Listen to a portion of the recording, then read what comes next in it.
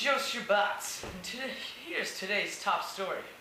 Here today we have a special guest, Marcus Aurelius.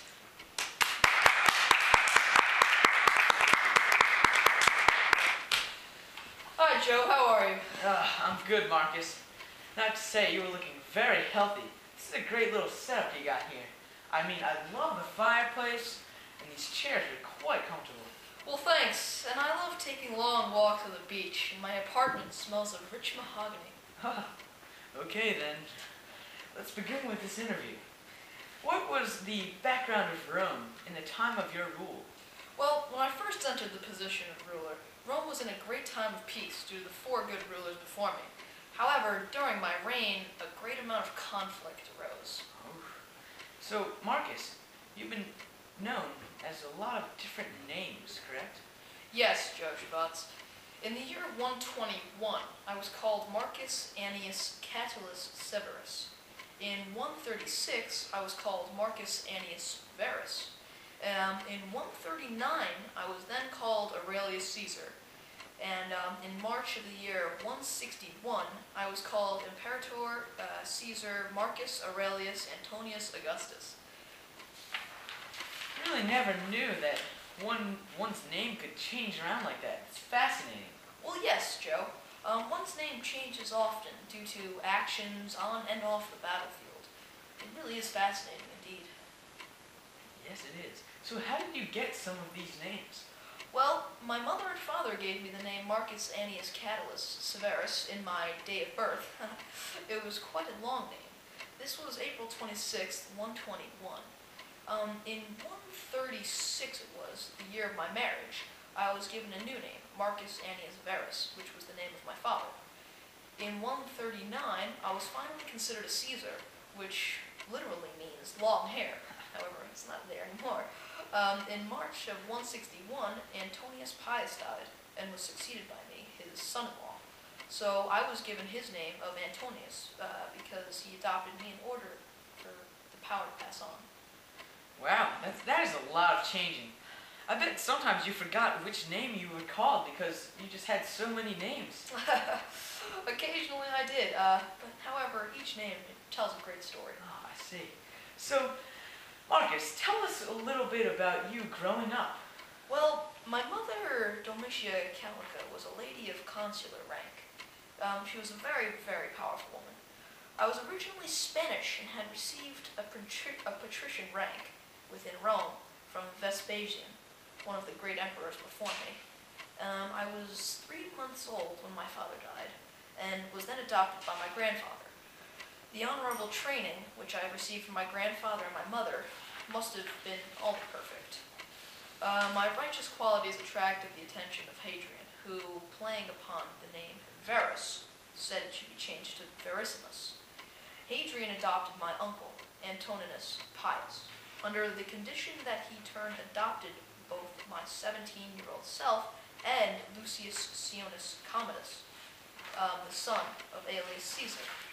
Lucius had originally been intended by Hadrian as his successor, but died before him. Very interesting. You had a very colorful childhood, it seems. What happened once Antonius Pius died? Well, like I said before, I was his successor.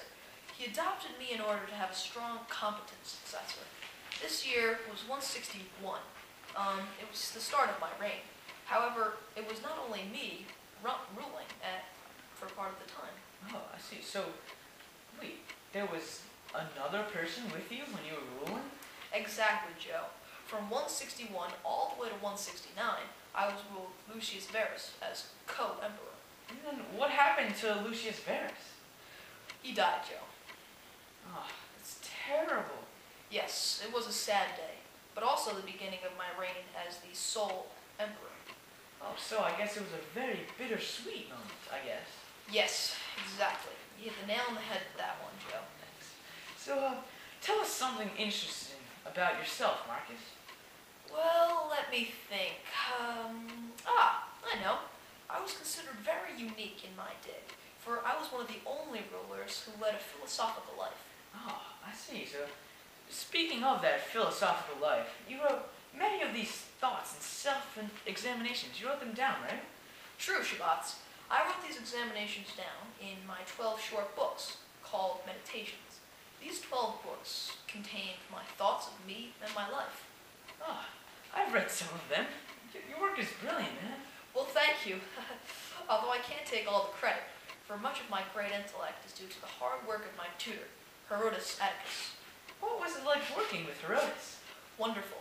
A significant amount of my thoughts often bring me back to the days studying with Herodotus. It was truly a great opportunity. Oh, that's great. So, moving on, do you like your son and successor, Commodus? Well, as portrayed in many educational books and movies, Commodus was useless. He was the end of the 5 good emperors. However, I still love my son. He's my son, of course, but he's a good boy. It's just, he's not fit for a ruler. I just can't see it. Oh, I see. I mean, that's tough, you know? He's your son, but on the same time, he's not a good ruler. It's just tough to, how are you going to treat him, you know? I'm glad to see you see it my way. It's just, it's a pickle.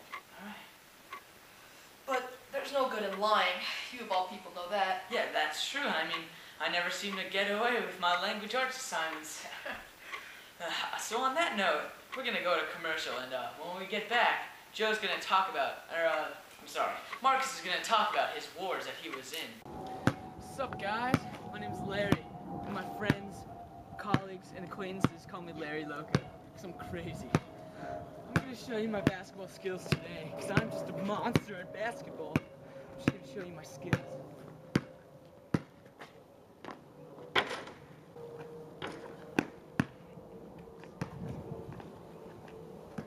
Oh, no! Oh, goodness me. Need to work on that J. Oh, I'm up. At least my dribbling skills are great. Whoa. Help me out, bro. Yo, try this. What's this? Caesarade, man. Caesarade. That's C? Is it in you? Grape? Vitamins and minerals? The power of the emperor lives here? What does that mean? I don't know, man. Dude, Try it, yo. try it.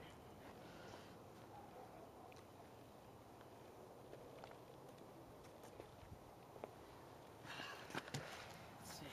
Yo, try it now. Right. Thanks, man.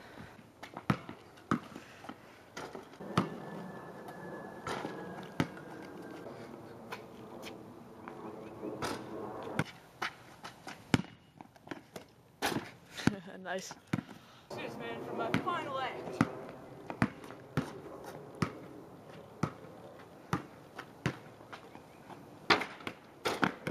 Why drink Caesarade? You can find it at ShopRite. See ya.